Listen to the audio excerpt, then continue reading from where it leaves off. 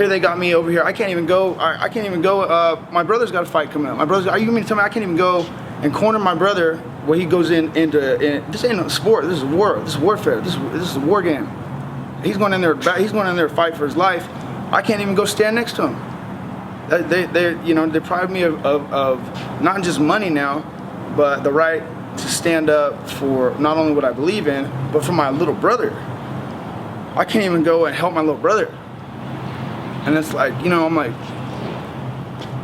like, y'all can get knocked the fuck out. The disturbing trend continues. What happened to Nick Diaz? Nick Diaz was one of the best fighters the sport has ever seen. And he was an innovator for many things in the sport. You know, before guys like Sean O'Malley, before all these big time potheads in the sport, we had Nick Diaz, the #1 pothead. He was out there running marathons, triathlons, had crazy cardio, never was tired. Just an incredible fighter to watch. And he was truly the best at one point. At one point, he was fighting GSP and going back and forth with him on the same level. And we fast forward to 2025, Nick Diaz isn't doing so hot. He's now 41 years old. And we've seen this with guys like BJ Penn and Stephan Bonner. Now he's struggling. There's many rumors that have come out of him dealing with substance abuse issues to the point where his fight with Vicente Luque got canceled. And that's a whole nother topic. I don't like how the UFC feeds these legends to young guys. Like, there's no way in hell Nick Diaz should have been fighting a guy like Vicente Luque or Nate Diaz fighting a guy like Khamzat on their way out. This sport takes souls. This sport leaves people broken. It's very rare when someone comes out of the sport like a guy like George St. Pierre. George St. Pierre is still able to talk fluidly. He has all the money. And he's good. Mighty Mouse is another guy who's able to talk fluidly. He's making money. He's living a good life. He has a wife. He has kids. The difference between someone like Nick Diaz and Stephan Bonner and BJ Penn and George St. Pierre and Mighty Mouse is they have a structured family life. Stephan Bonner didn't have a family life. He didn't have a wife. He didn't have kids. Nick Diaz doesn't have a wife. He doesn't have kids. George St. Pierre, I don't know if he has a wife, but we do know Mighty Mouse has a structured life. And that's what keeps him from going off the deep end. But we see these fighters who are legends of the sport struggling hard, and they're only 41 years old.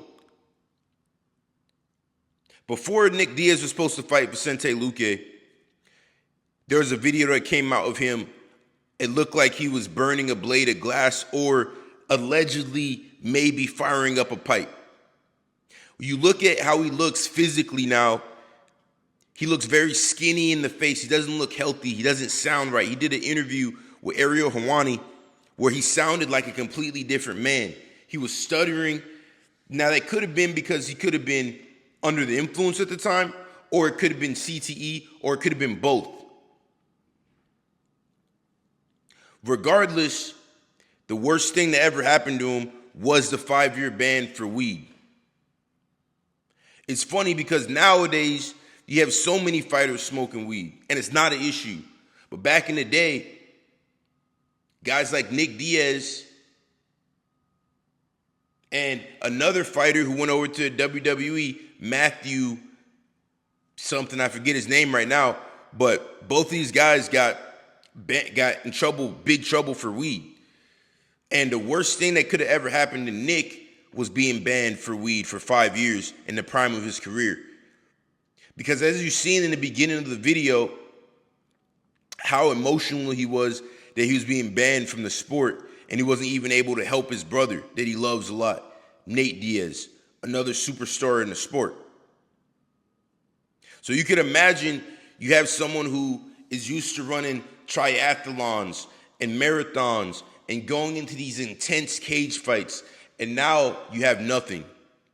You can train hard all day, but you don't have that event to look forward to. And you're sitting on millions of dollars, because this isn't a Zuffa days. Anybody who was a top star and coming from a different organization got paid big time. So you best believe Nick Diaz got paid major money for his fights with George St. Pierre and BJ Penn. So you're sitting on all this money, you're a superstar, and you can't fight. So you start to party. And that's where we see Nick Diaz for the longest time. Anytime you see him, he would just be out partying and destroying himself. You know, in fighting, you destroy yourself, but at least there's an upside to it. You're destroying yourself in a healthy way to a degree. But you take that away from him, and now he's just sitting there. So now fast forward to 2025, a little bit before that, when he fought Robbie Lawler, and he was just completely out of shape, looked like a completely different guy, and his reasonings for fighting were clearly very different than what they were in the past. It seemed that he was fighting just for the money, because he had bills or because maybe he needed a fix, whatever it was, but he was not fighting because he wanted to become a champion or to have fun in there. He was fighting for money. And everybody could see it. And that Robbie Lawler asked in the fight, hey man, are you good? Like, are you good in life? Robbie Lawler comes from that same cloth. He's been in the sport. He's been there. And he's a guy who is also still healthy as well, which is very impressive, because Robbie Lawler's been fighting for a very long time, and he's never crashed out.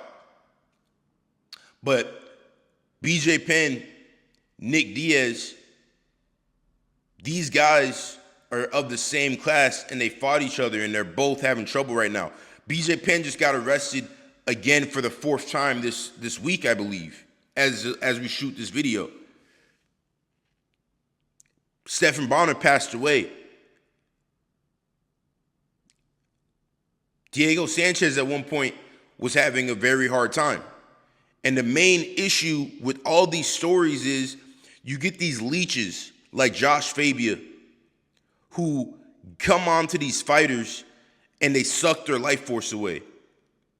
And they steal their money and they lead them down a wrong path. Because many of these fighters are people who just want love. And that's why they started fighting in the first place. To get love from the crowd, get love from the fans.